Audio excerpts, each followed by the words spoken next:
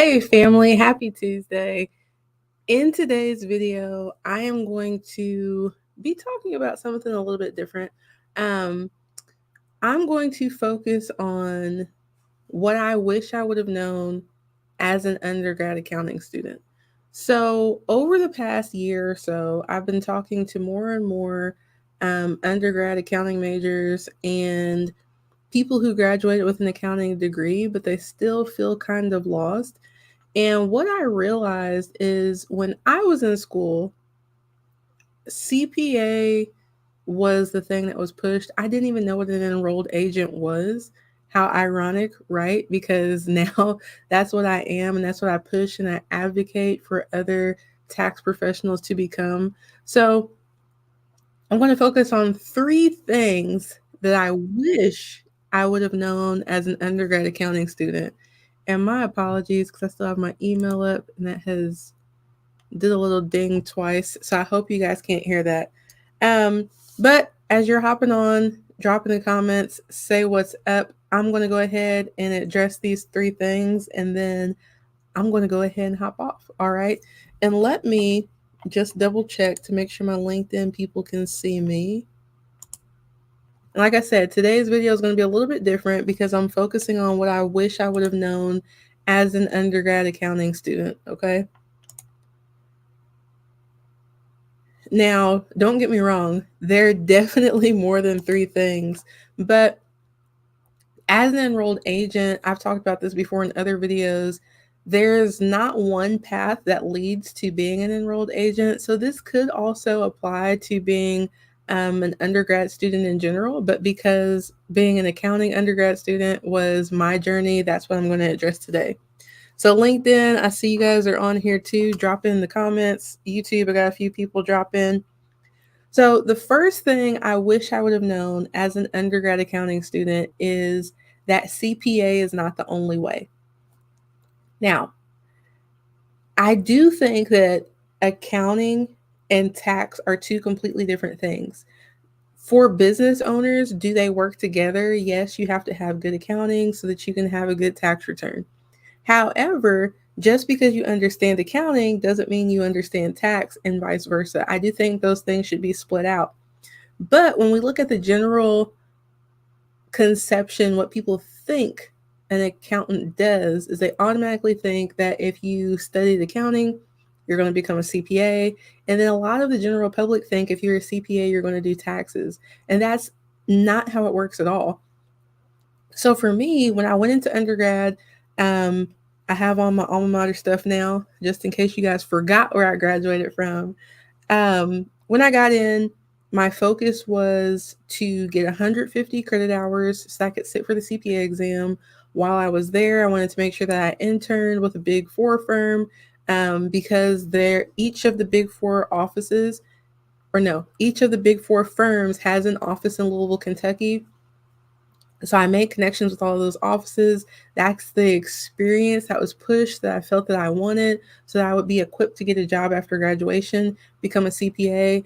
I thought I was going to go into audit. I had no desire at all to do taxes until I did my first tax internship and fell in love with it. But had I known that there were other things that I could do with a CPA license, I would have went and explored those different things. Now, don't get me wrong, I'm currently not a CPA. I don't have anything against CPAs. If you've watched other videos, you know I chose to become an enrolled agent because it made more sense for me because I am an intentional lifetime learner. And for me, after falling in love with taxes and tax law, I wanted to get a license that was going to be focused strictly on taxes. At the time, when I graduated, the CPA exam had not changed yet, so there was not a tax focus. So I was like, why do I want to sit for an exam that hardly focuses on taxes at all? So for me, becoming an enrolled agent made more sense. Now, if you're just hopping on, I'm covering the first thing I wish I would have known, that CPA is not the only way. With that being said, again, I don't have anything against CPAs. That license opens up doors and opportunities, so many for different people. You don't have to go into public accounting. I think that's good experience. However, I graduated with people that are CPAs who are either business owners, maybe they are a controller of a company now, maybe they do, they're a controller or they are a CFO, right? But that opens up a lot of opportunities, but the accounting degree itself gives a lot of base knowledge that also opens up for a lot of opportunities. For me as an enrolled agent, yes, I focus on things within the tax world and my main focus is tax representation. However, I am of more help to clients who have a business, especially if it's an S corp or a partnership or corporation, because I have that solid accounting background, right? A lot of times we don't think about things like forensic accounting. I was working with a couple going through a divorce, and that is one of the things that they needed was somebody in forensic accounting. That's not my specialization, but I was able to find somebody else who went into that as a niche from becoming an accounting student. All right. So the opportunities and doors to go through are endless.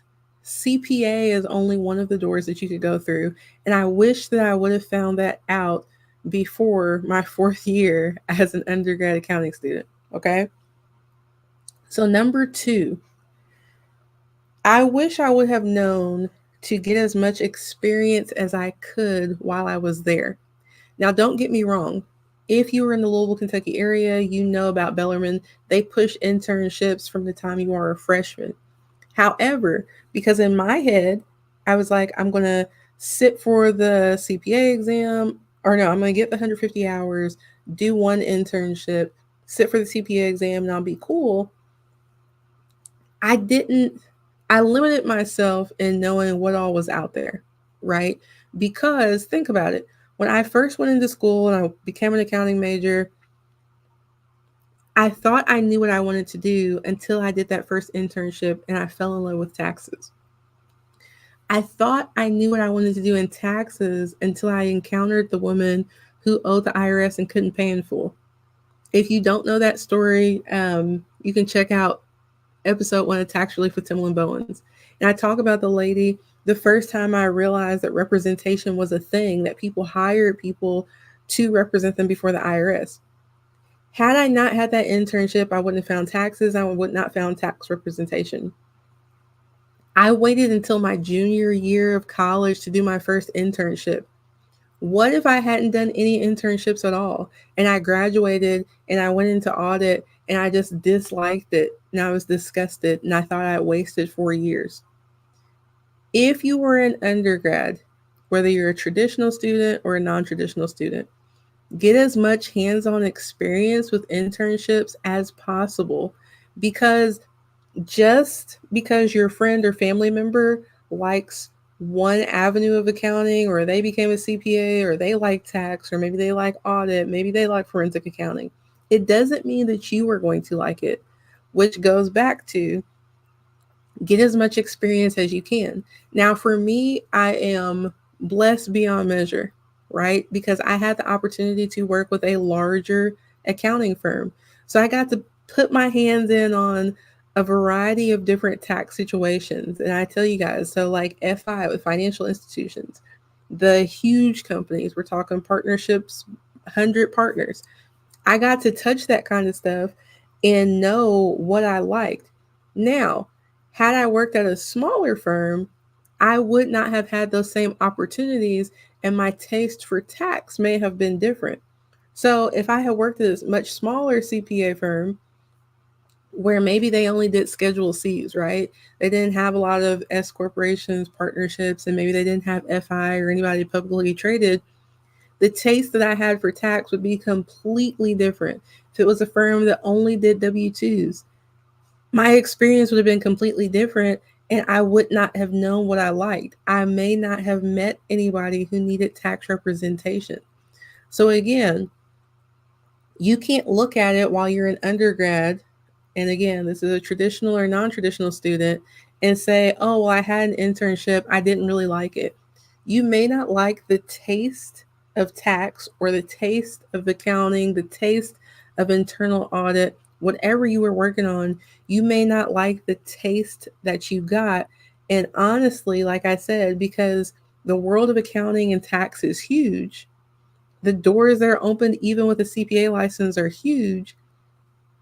You can't have one experience and just use that as a blanket over everything. Okay. So, James Neville, thanks for hopping on. Good morning to you. Let me see. I got about 3 people on YouTube. Who's with me on LinkedIn this morning? Not too many, but that's all right. Thanks for hopping on, James.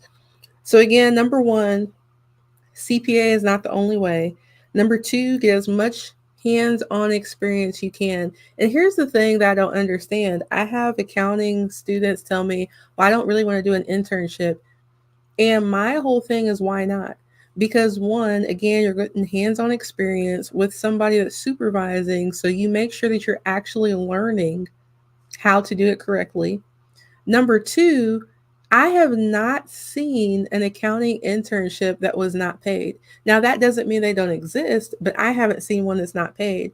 So, if I think I want to go into a certain field, why would I not take the opportunity to get paid to learn on somebody else's dime? In addition to that, getting the experience I need for my resume so that if I do want to work under somebody else later versus starting my own business, I have that as a resume builder as well. Even if I do want to start my own business, I still have that on my resume and I have that experience. And doing an internship not only teaches you how to do the technical work, it teaches you the workflow and process.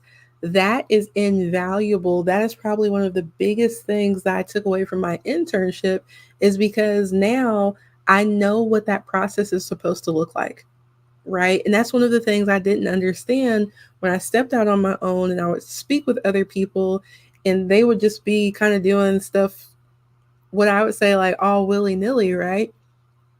But it's because they hadn't seen the example of how to streamline a workflow process with clients. So let me see. Also on LinkedIn, Asa Long says, good morning. Good morning, Asa. I don't think I have ever seen you on here. I think you're new. So welcome to the live stream. Glad you're able to catch me on a Tuesday morning. And again, this one is a little bit different because I've been talking to accounting students. I've been talking to people who are becoming EAs on a non-traditional path. So maybe they don't have that accounting background. I'm going to also do a series about that as well, like becoming an enrolled agent, even if you don't have the accounting background, because even though that's not my story, it is something that I've encountered a lot. And I know people who maybe they sold insurance and they became interested in taxes, became an enrolled agent, and now they're amazing enrolled agents. I know people that were art students that are now enrolled agents, because as I mentioned at the beginning of this video, tax and accounting are completely different. They do build on each other if you are working with business clients, but just because you know tax doesn't mean you know accounting, and just because you know accounting doesn't mean that you know tax, right? So one, CPA is not the only way. I wish I would have known that so I could have explored different paths as an undergrad accounting student. Two, make sure you get as much experience as you can, hands-on experience. Go get an internship. Get paid to learn how to do the technical work correctly. Get paid to learn how to handle customers who are irate during tax season. Go get that experience. Number three, seek mentors and hires. All right. Now, again, I give big props to Bellarmine.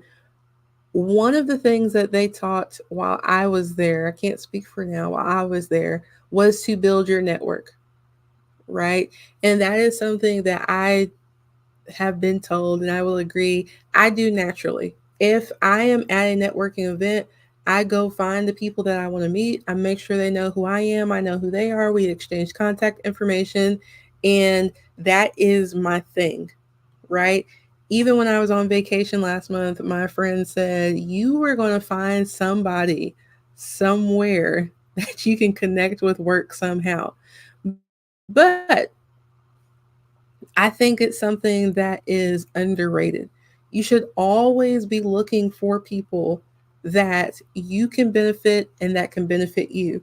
So seek mentors, not just hirers. What I see a lot of people who are accounting students, or if they're new enrolled agents looking to become an enrolled agent, they connect with people and it's like job, job, job, job, job. I want a job. I want work. How do I get work? And when they go at it about that way, they look over a lot of opportunities to network and be connected with some phenomenal people. Because let me tell you this, some of the people that have been most impactful in my journey as an enrolled agent, when I was an undergrad accounting student, they did not have a business. They were not in a position to hire for the company that they worked for. However, they were able to give me the most insights and point me to the best resources on my journey. Had I only gone out to network to connect with people that were hiring, I would have failed, right? Even the people that connected me for my first internship, they weren't in hiring positions, but they connected with me with people that did my interview for that position. So when I sat down for the interview, it was cool because it was like, oh, I know these people. Like we've talked before, we've hung out because we had that mutual connection. Let me check out these comments and I'm going to keep going, okay? So James says, my first job out of college was a mutual fund accountant. It gave me great exposure to other fields of accounting and what is needed to grow in those areas. I have about 25 years of experience in alternative investment. Awesome. Thanks for sharing that, James. Asa says, I'm not going to school right now, looking to get enrolled agent for tax rep for small businesses, looking for advice and help with how to go about it. Asa, so you not being in school right now doesn't, I mean, that doesn't go against becoming an enrolled agent. So with that, that kind of lines right up actually with number 2 and 3. Get as much experience as you can and seek mentors and hires. So right now, while you are, I'm assuming you're studying for the EA exam, I would highly recommend getting a review guide, or a review course rather. And I have a few videos that do speak to that. For me personally, I use Passkey. Hawk International now has the license to Passkey. So if you were to type in Passkey, I think Hawk pulls up and vice versa. Christy was an amazing instructor. I have an article. Let me see, you're on LinkedIn. Yeah, I have an article on LinkedIn where I talk about her and like why she wanted to teach people and help them pass the EA exam. So I would definitely check that out. But there are other review courses as well. There's Glime. We have Fast Forward Academy.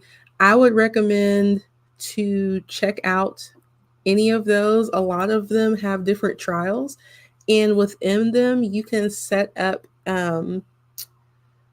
not a study guide, but a study plan to help you set goals for when you want to sit for the exam, when you want to pass the exam. So that will help you decide or figure out how much you need to study, how many practice questions you need to get through, how many practice exams you need to do to make sure that you're actually prepared for that. Now, if you don't have any accounting background, because you're saying you want to do tax prep for small businesses, I most definitely would recommend that you there's a certification. It's the FMAA. I have not done the article on it yet, and I have not done a video. And this is not pumping up my channel, but I would recommend that you subscribe to this channel and to my blog. If you're following me on LinkedIn, you'll see it as well, because I'm going to cover the FMAA. So with that certification, it gives you a foundation of accounting without you having to go get an accounting certificate or an accounting degree. Just so you understand some of the basic accounting and business concepts. So, like what a chart of account is, um, what ALLO is, right? Assets equal liabilities plus equity. So you understand how those things work, because if you're going to be helping small businesses, you need to understand how income statements work, how income statements, balance sheets, uh, capital distributions, how all of that work. So that would be my recommendation, to go find a review course that you feel like fits you. For me, again, I would recommend Hawk because I loved Christy. I passed all three parts on the first try using Passkey. So that would be my recommendation. James is saying use Hawk, just saying. So we have another Hawk fan in the building. Um, and I'm not sure how you found me, if you found me here on LinkedIn or if you found me on YouTube, but I do have a video interview with Brian Hawk from Hawk International as well, talking about how that review system works as well. And in there, we talk about they have a Facebook group that has questions each day and just different resources there as well. So James again says, yes, yes, this is a must. You have to be able to explain those numbers. Absolutely. So again, I don't mean to sound like a broken record. Tax and accounting are completely different, but they do build on each other. So yes, you can become an enrolled agent without having an accounting background. That is fine. However, if you are doing business tax returns or if you are doing representation for business, you are going to be a bit lost if you don't have the basic understanding of certain accounting principles, like how debits and credits work and that type of thing. So this says me, however, it is not me, but hi, me from Facebook. The question is, how old is too old for an internship? You're never too old. Um, you're too old for an internship if you can not learn from anybody else. All right. So it's all a mental thing. Um, I've seen interns of all ages. Now, granted, a company is definitely going to want somebody that is going to want to stay there and work. So I think if you show the value in you being there to learn and what you can bring to the company and your work ethic, I've seen people where when I was in undergrad that were non-traditional students, 40s and 50s, getting internships. I would have no problem hiring somebody that age if I was doing interns this year. It is all a mindset and attitude. You're never too old for an internship if you can still learn.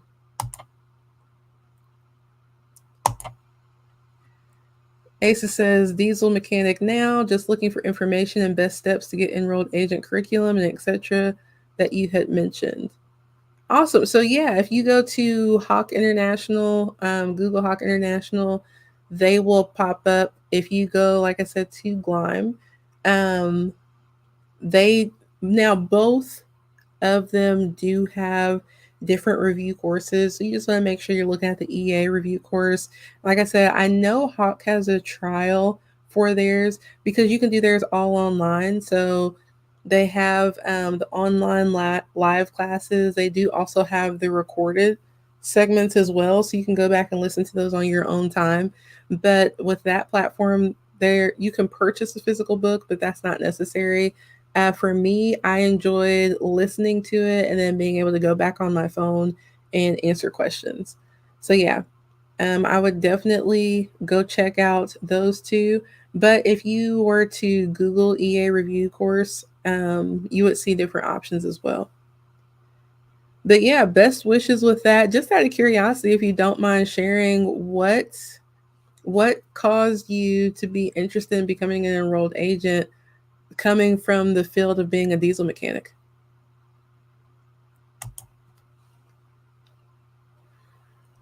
Right. Let's see. And then James says irs.gov and search enrolled agent.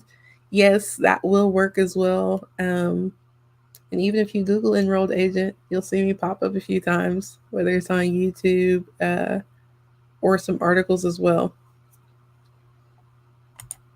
Let's see.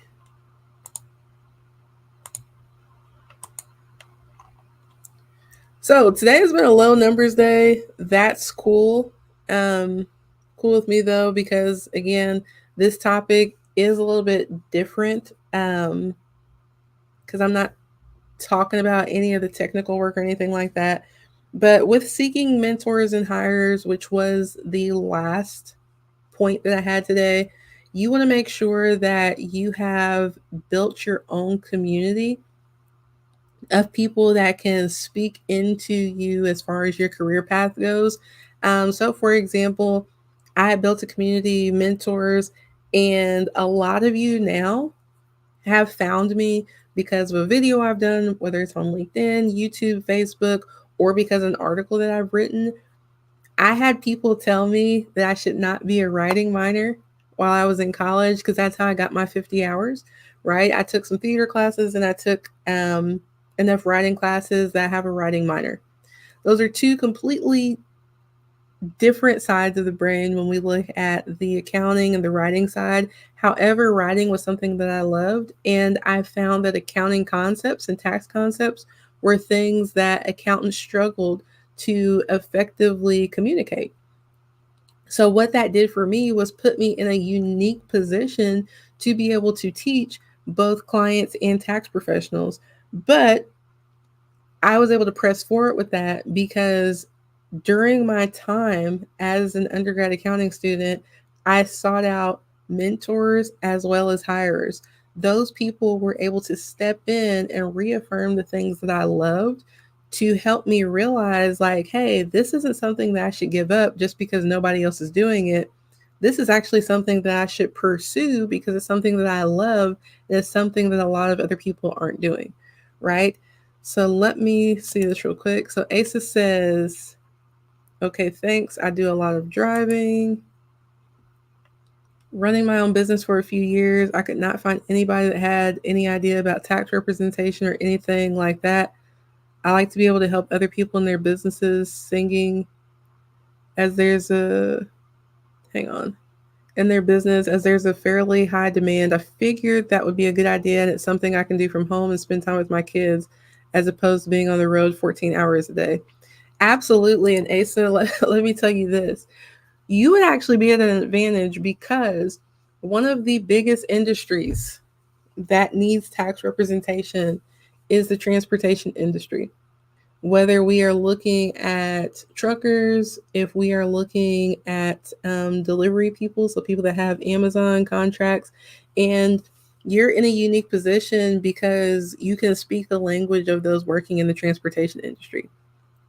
For me personally, I never, ever, ever, ever wanted to do trucker tax returns just because there are a lot of different taxes at, local and state levels that you have to uh, be concerned about, as well as federal, like your fuel taxes, all that different type of stuff, per diem.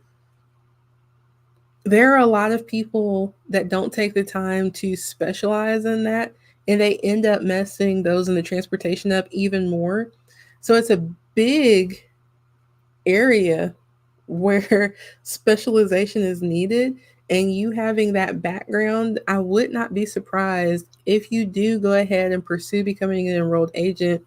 If you focus just on that industry, you would have a wide open lane because one, people either like to pursue it because they see the money there, but again, they're not niche down, they don't understand it and how it actually works. So because of that, they're messing people up creating more work. And then two, you already speak the language that the people going through the problem understand. So I definitely, if you decide to pursue this, that is something that I would say, hey, definitely consider specializing in helping those in the transportation industry that need tax representation. James says, Asa Long, dope. I'm studying for the test now. If you are running your business, you need an expert on tax. My business that I'm in the process of opening will specialize in the truck industry. Best of luck. Well, look at that. James just literally spoke to what I said.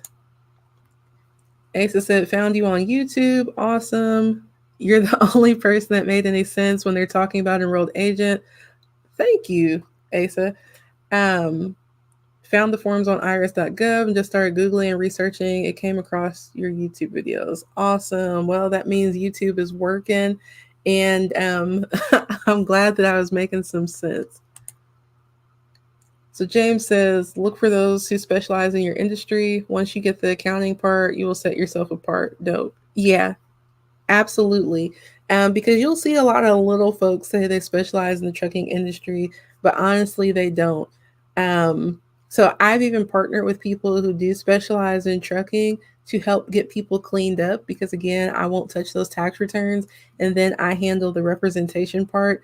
But if you can handle it from the rooter to the tutor, um, by all means, definitely do that if you understand the language. And like you said, you don't have to do the 14-hour days and you'll be able to spend more time with your family. James said, not to promote myself. Sorry about that, James. If I thought that's what you were doing, I would not have pulled your comment up. So, no love lost. But very quick recap, 3 things I wish that I would have known as an undergrad accounting student. 1, CPA is not the only way. 2, get as much experience as you can while you were yet an undergrad. Because trust me, those real people bills after you graduate are no joke. And then 3, seek mentors and hires. Listen, if you found this video informative, of course, I would love if you subscribe. But like I said, this is not to gas anybody up or anything. I am going to be talking more about people that are wanting to become EAs from a non-traditional point. So if you don't have an undergrad in accounting, and I'll be speaking more to questions that I'm receiving from students. So make sure that you are subscribed to this channel on YouTube, and also make sure that you are subscribed to my email list at americasfavoriteea.com, because as those articles come out, then they will go directly to your inbox. Okay. And Asa says, I specialize in mining and construction equipment, big yellow pieces of equipment. Asa, that's still like within that realm of transportation, is something that is not, it's not something a lot of enrolled agents or CPAs tackle. So again, you you learn the accounting part of it and the tax representation part. You have already made connections with people who would need your services. So I'm pretty excited actually to see you pass the exam and get started on that, especially since you have experience as a business owner as well. Well, you all, I am going to hop off. Let me see, make sure this isn't a question. Denise says, very helpful information. I wish I knew this info when I was an accounting student. Listen, absolutely. And again, I'm most definitely blessed beyond measure because I learned these things along the way, but I wish I had known them from day one. Now, would I have actually taken advantage of them as an 18-year-old from day one? I don't know. Probably not. But I still wish that I would have had the option to, right? So, again, I'm hopping off. Make sure, and again, I haven't said this in a while. Subscribe to the email list at americasfavoriteea.com, but also remember that in the paid subscription and people that do the super chats on YouTube or do the stars on Facebook, they do actually pick the topics that I talk about. So if you do have some type of burning question, if you're on Facebook, the star people have preference. Like I said, YouTube, the super chat people, or if you're a paid subscriber at americasfavoriteea.com. That really is it for today. I hope you guys have a wonderful Tuesday, and I look forward to seeing you next week.